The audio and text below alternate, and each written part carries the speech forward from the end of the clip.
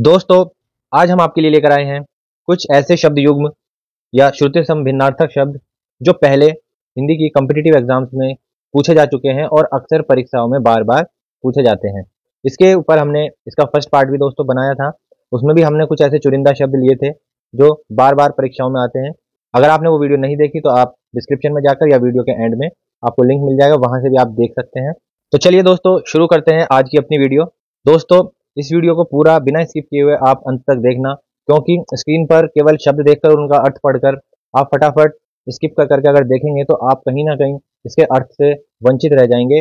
और फिर जब परीक्षाओं में आपको ये शब्द दिखाई देते हैं तो फिर आप वहां कंफ्यूज हो जाते हैं, क्योंकि इनका अर्थ आपने जानने की कोशिश ही नहीं की।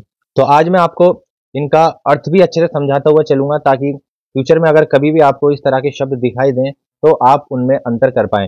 क्योंकि इन शब्दों में अगर हम बात करें इनको देखकर पहचानने की, थोड़ा सा इनका जो वर्तनी है उसमें अंतर होता है। मात्रा छोटी बड़ी इस तरह से होती है, सुनने में लगभग एक जैसे ही लगते हैं, परंतु अर्थ की दृष्टि से बिल्कुल भिन्न होते हैं। तो इस बात को अच्छे से दोस्तों आपको समझना है। तो चलिए देखते हैं। पहला जो हमारा यहाँ पर शब्द है वो है चिर और चीर। देखिए, चिर का जो अर्थ होता है वो होता है पुराना, चिरकाल से चला हुआ आ रहा है। चिर मतलब पुराना, ओल्ड, प्राचीन। और चीर, ये जो बड़ी की मात्रा आ गई, तो चीर का अर्थ होता है कपड़ा। आप सभी कपड़ा पहनते हैं, कपड़े के बहुत सारे पर्यायवाची होते हैं, जैसे वस्त्र, पोशाक, वसन, पट, इस तरह से। दूसरा है दोस्तों यहाँ पर आरती और आरती। देखिए, हल्का सा यहाँ पर मात्रा का अंतर है, लेकिन इनका अर्थ बिल्कुल अलग है। ये जो छोटी की मात्रा है इसका अर्थ होता है विरक्ति, दुख, क्लेश, मुसीबत, परेशानी। तो इस तरह के आपको शब्द अगर मिले तो वो आरती वाले होंगे। और बड़ी की मात्रा जो होती है आप सभी जानते हैं, इस तरह से हम आरती उतारते हैं। एक दीपक होता है वो जलता है, यानी धूप दीप दिखाना। जब हम पूजा पाठ करते हैं तब हम आरती उतारते हैं। आगे है इसमें दोस्तों कली और कली। जो कली है बड़ी की मात्रा आप सभी जानते हैं, जो अधखिला फूल होता है ना, ये इस तरीके से जो फूल का जो पूरे तरीके से खिलने से पहले की जो अवस्था होती है उसको हम कली कहते हैं, अधखिला फूल। और दूसरा जो कली है उसका अर्थ है कलयुग। तो अभी जो युग चल रहा है वो कलयुग ही है, ठीक है। इसको कलियुग भी बोल देते हैं। तो इससे पहले 3 युग और हुए हैं, सतयुग, त्रेता युग, द्वापर युग, और ये चौथा भी चल रहा है कलयुग। नेक्स्ट है दोस्तों कपी और कपी। कपी जो होती है वो घिरनी होती है, जिस पर हम किसी रस्सी को या किसी धागे को लपेटते हैं और उसके द्वारा ये अपना जो काम होता है उसको आसान कर लेते हैं, ठीक है। इस तरह आप देख सकते हैं इमेज यहाँ पर आपको दिखाई दे रही है। कुएं से पानी निकालने के लिए पहले समय में इसका उपयोग किया जाता था। तो ये होती है घिरनी दोस्तों। और जो दूसरा कपी होता है जिस पर ये छोटी की मात्रा होती है, इसका अर्थ होता है बंदर। ये आप देख रहे हैं ना, बंदर डाल पर बैठा हुआ है, इसी को हम कपी कहते हैं। बंदर के और भी पर्यायवाची होते हैं, जैसे मरकट, वानर, इस तरह के शब्दों को भी हम इसके पर्यायवाची कहते हैं। नेक्स्ट है दोस्तों कोश और कोश। ये जो कोश होता है षटकोण वाला, इसका मतलब होता है खजाना। आप ये देख सकते हैं, पहले के जमानों में दोस्तों जब राजे महाराजे हुआ करते थे तो वो उनका एक कोषागृह होता था, यानी अपना खजाना रखने की जगह होती थी। तो कोष का अर्थ होता है खजाना। और ये जो शलगम वाला कोष होता है इसका अर्थ होता है शब्द संग्रह, यानी इंग्लिश में अगर मैं आपको बताऊं तो इसे कहते हैं डिक्शनरी, जिसके अंदर किसी भी भाषा के जो शब्द होते हैं वो क्रम से लगे हुए होते हैं। नेक्स्ट है यहाँ पर गृह। गृह यानी के घर। हम सभी अपने घरों में रहते हैं, वो हमारा गृह होता है। और एक होता है ग्रह। ग्रह मतलब आकाश स्थित पिंड, यानी कि जो प्लैनेट होते हैं। इंग्लिश में अगर हम समझाएं तो आपको प्लैनेट्स जो होते हैं उनको ग्रह बोलते हैं। जैसे कि ये आप देख सकते हैं, ये सब प्लैनेट हैं जो सन के चारों तरफ घूम रहे हैं। तो प्लैनेट को ग्रह और इसको गृह। तो हल्का सा अंतर है, आप देख लेना। यहाँ पर ऋषि की मात्रा है और यहाँ पर रेप की मात्रा है, रा का रूप है। अगर दोस्तों आपको र के रूप नहीं पता, ये जिसे आप र की मात्रा बोलते हैं, तो इनके ऊपर मैंने डिटेल वीडियो बनाई हुई है।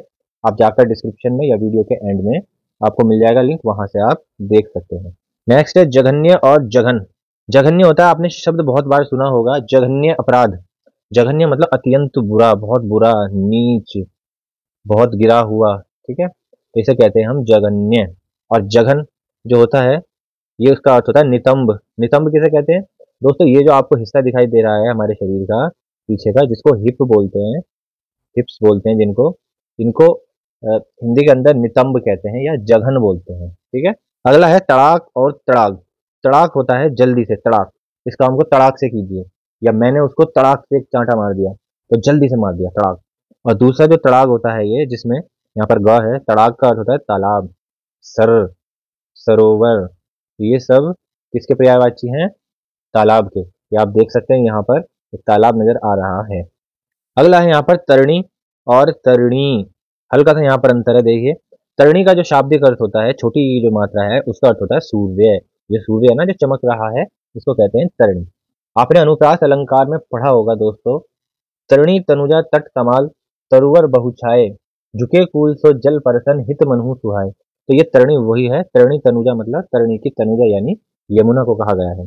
दूसरा जो तरणी है, बड़ी की मात्रा, इसका मतलब होता है नाव। ये गलत लिखा है, इसका मतलब नाव होता है, ठीक है, तरणी। आगे दोस्तों तुरंग और तरंग। तुरंग का मतलब होता है घोड़ा, इसके और भी पर्यायवाची होते हैं अश्व, घोटक, वाजी, हाय। तो इस तरह से बहुत सारे पर्यायवाची होते हैं। अगर आपने पर्यायवाची की वीडियो नहीं देखी, इसमें मैंने सारे पर्यायवाची जो इंपॉर्टेंट एग्जाम्स में आते हैं सारे कवर किए हैं, तो दोस्तों आप वो वीडियो डिस्क्रिप्शन में जाकर देख सकते हैं। बहुत अच्छे से मैंने आपके लिए बनाई है वो ट्रिक के माध्यम से। दूसरा है दोस्तों तरंग। तरंग कहते हैं लहर को। तो बस थोड़ा सा देखिए ऊ की मात्रा का ही अंतर है, और ये परीक्षाओं में ऐसे शब्द अक्सर आते हैं और इन्हें युग्मक शब्द या शब्द युग्म के नाम से भी ये आ जाते हैं। नेक्स्ट है यहाँ पर दूत और द्यूत। इसको हम ऐसे भी लिखा आपको मिल जाएगा, ये संयुक्त व्यंजन है यहाँ पर। तो दूत का अर्थ होता है संदेशवाहक, संदेश लाने वाला। सभी देशों में आपने देखा होगा, हमारे भी देश में दिल्ली के अंदर जो हमारी राजधानी है, वहां पर बहुत सारे देशों के, विदेशों के जो है दूतावास हैं, यानी वहां के जो दूत हैं वो यहाँ पर रहते हैं। तो द्यूत का अर्थ जो होता है वो होता है जुआ। ये आप देख सकते हैं यहाँ पर, ये कुछ व्यक्ति क्या कर रहे हैं, जुआ खेल रहे हैं।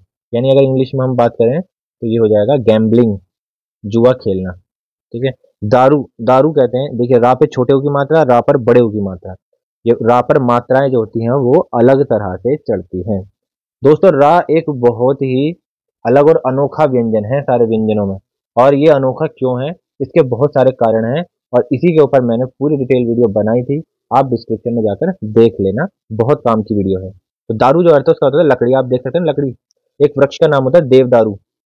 देवदारू जिसे देवदार बोल देते हैं, देवदारू का वृक्ष होता है। तो दारू का जो यहाँ पर अर्थ है वो लकड़ी होता है।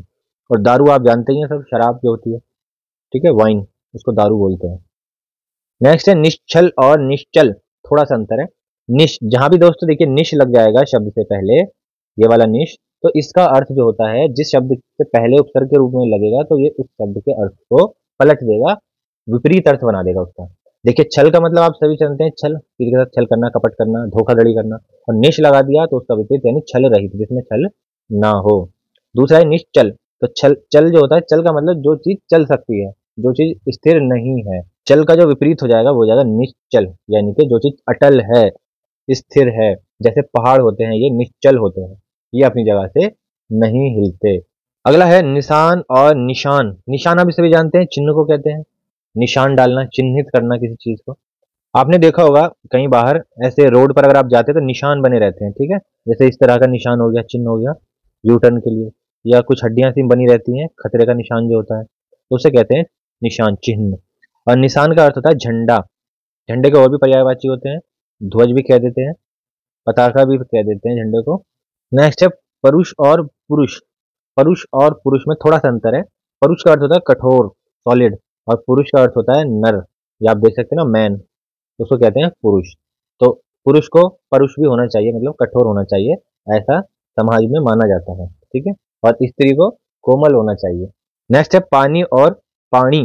देखिए पानी का अर्थ आप सभी जानते हैं, सब पानी पीते हैं, तो पानी का अर्थ जल हो गया। और जो पानी है, ऋण वाला, छोटी की मात्रा है साथ में, इसका अर्थ होता है हाथ।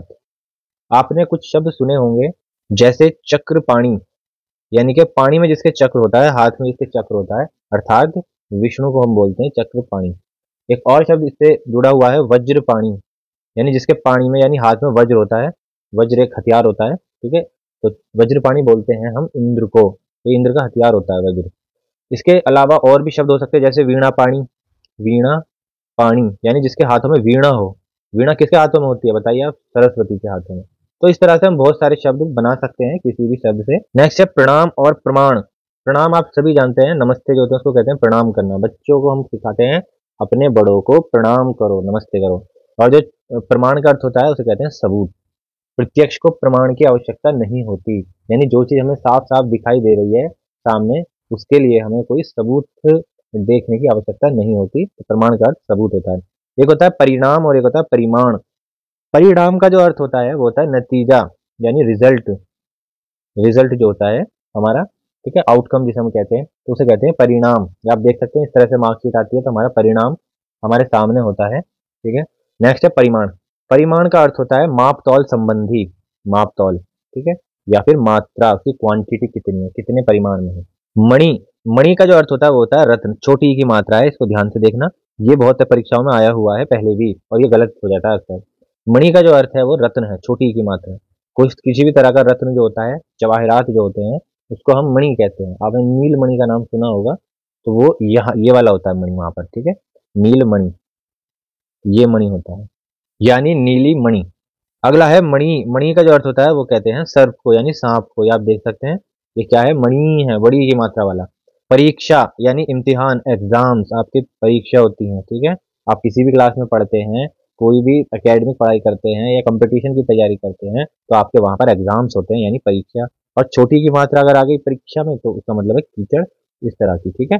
अगला है बलि और बलि। बलि मतलब किसी की बलि देना, यानी कि उसके जो प्राण है वो प्राण जो है खत्म हो जाना, उसकी बलि देना। जैसे हम कई बार देखते हैं कहीं पर ऐसा कल्चर होता है कि वहां पर जानवरों की बलि दी जाती है, ठीक है, बलिदान। और बलि का अर्थ होता है वीर, जो बलवान हो, वीर हो।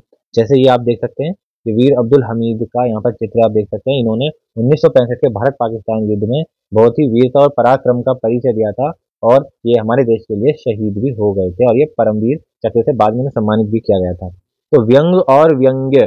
तो व्यंग का जो अर्थ होता है ये होता है वी अंग यानी कि विकृत अंग। तो विकृत अंग होता है अर्थात विकलांग को हम कहते हैं व्यंग, ठीक है।